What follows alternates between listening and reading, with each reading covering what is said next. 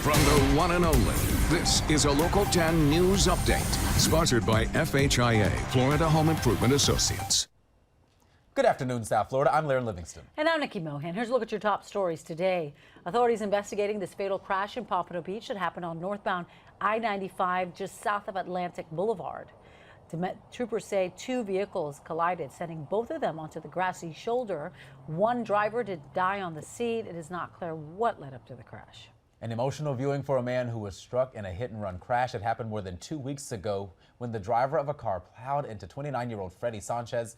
Police say he was just walking along Northwest 79th Street, the driver taking off from that scene, leaving Sanchez on the side of the road. Days later, he died after being rushed to the hospital. Police are still searching for the driver of that car. A South Florida man accused of shooting and killing a woman in Miami Beach last weekend facing a judge. Keith Brown was arrested Friday after a warrant was signed for his arrest. Saturday, Brown appeared in front of a bond court judge. He now faces multiple charges, including first-degree murder.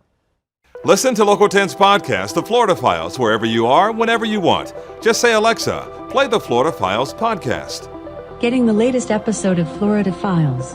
Here it is from TuneIn. Previously on the Florida Files. Or just ask Siri, I want to hear the latest Florida Files podcast.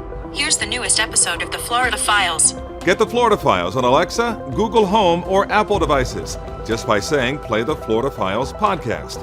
The Florida Files from the one and only Local 10. A no contact with water advisory has been issued for parts of South Florida. People are being asked to avoid recreational water activities for all beaches within Virginia Key, Key Biscayne, and Fisher Island. That includes fishing, swimming, and boating.